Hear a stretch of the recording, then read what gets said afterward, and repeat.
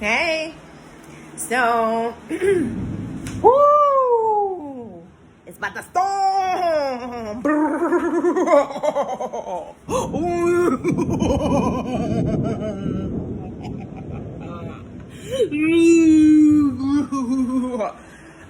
I'm done, I know. So,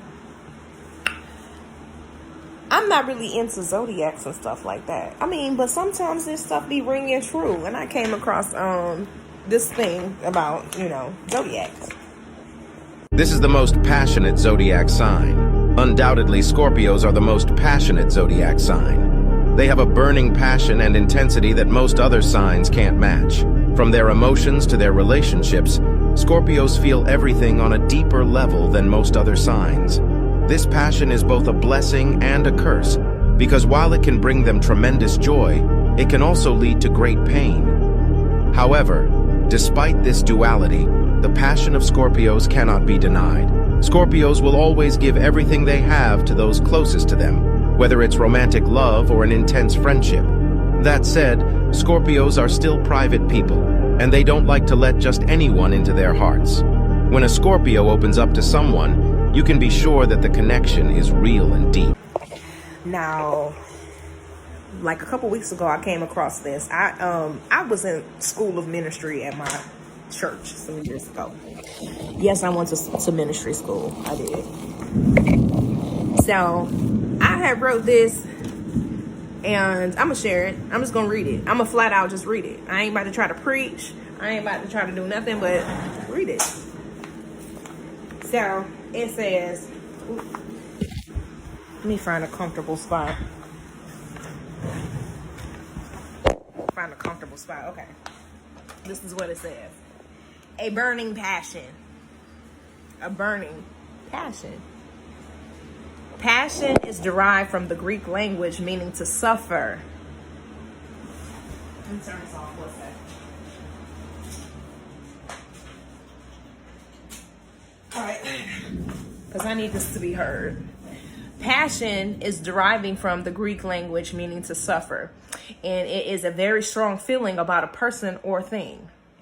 Passion is an intense emotion, a compelling enthusiasm or desire for something. Passion and desire go hand in hand, especially when it comes to motivation. Merriam-Webster Dictionary is defining passion as an intense, driving, or overmastering feeling or conviction. Now, this suggests that passion is a very intense emotion, but can be positive or negative, okay? Because the passion is just the emotion of it. It can be negative or positive, depending on how it is perceived. Negatively, it may be unpleasant at times. It could involve pain and has obsessive forms that can destroy the self and even others. In association with careers, if a person is passionate about their job, they may be so wrapped up in work that they cause pain to their loved ones by focusing more on their jobs or than on their friendships, their relationships, or their own self. This is a constant battle of balance, which can be difficult to achieve. Passion is directly connected to the concept of desire. The two will cause an individual to reach out for something or even someone. They both can either be creative or destructive, and this dark side can very well be dangerous to the self or others. Jesus was full of passion, okay? At the young age, he knew. At a young age, he knew. At a young age, he knew. You know what I'm saying? He knew what needed to do, what he needed to do. He knew what needed to be done and how to go about pursuing it. His suffering was great, but by choice, because he knew what he had to do to get to where he needed to be. He had a goal to accomplish, and regardless of any obstacle, that burning desire inside never went away through to the bitter end. God speaks to us all. God speaks to all of us. And he's given us all gifts and passion to follow our dreams through. The problem lies when we choose to be destructive over doing good. Passion doesn't go away. If destiny is not fulfilled, it will be passed down through generations. That's my first bullet point. That the passion does not go away.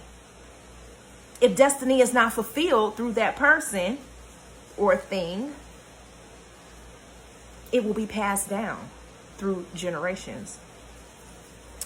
1 Chronicles 22:9-10 reads, "Behold, a son will be born to you, who shall be a man of rest.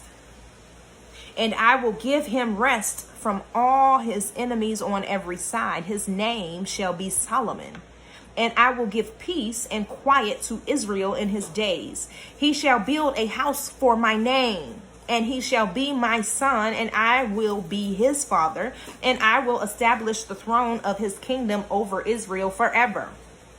This does not mean that if you don't fulfill your dreams to live through your children, don't live that dream through your child. But if it is applicable, the passion will be passed down through generation. The passion that is passed down will be passed down through the generation, and it will be the same, if not greater. When you have a strong desire inside for something, maybe there is a reason the idea keeps coming back to your mind. Possibly not working in the field of your choice, or passionate about traveling somewhere throughout the world, or passionate about starting a family. It's going to keep coming back, whatever is the passion, whatever is that driving desire that is inside of you, because it's there for a reason. One thing we must all learn is how to move within our passion is the next point. That one thing we all need to learn is how to move within our own passion. 1 Corinthians 12:4-6 says, "Now there are varieties of gifts, but the same Spirit." You heard?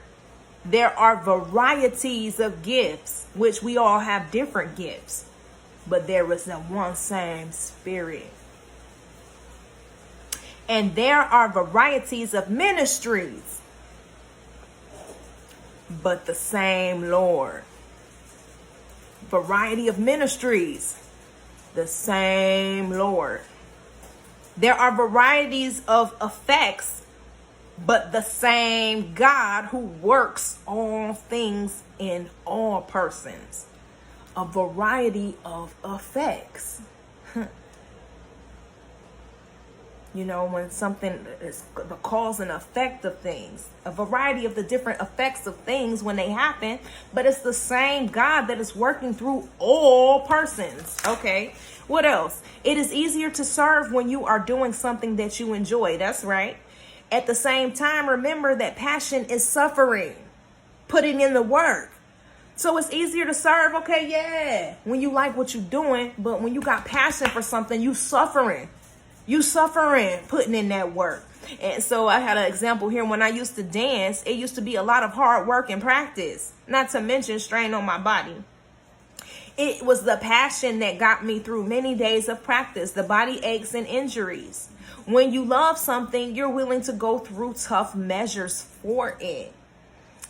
My body's like this, and I'm built like this, and I'm flexible, and because I've been dancing since I was young. And you build on it, techniques, and I mean anything you build on it. And it's not that I've enjoyed every part of dancing or my body. I still be in pain, chronic pain. But because I've been training my body to stretch and dance and move freely since I was young, that's passion. That's putting in the hard work. Not everyone is the same. That's obvious. So not everyone will pray, praise, or minister in the same manner. That would be boring, right? You got to find your own lane. The next point is, what does passion have to do with finances? What does passion have to do with finances? Hold on, let me see. We're gonna come back with a part two of this one.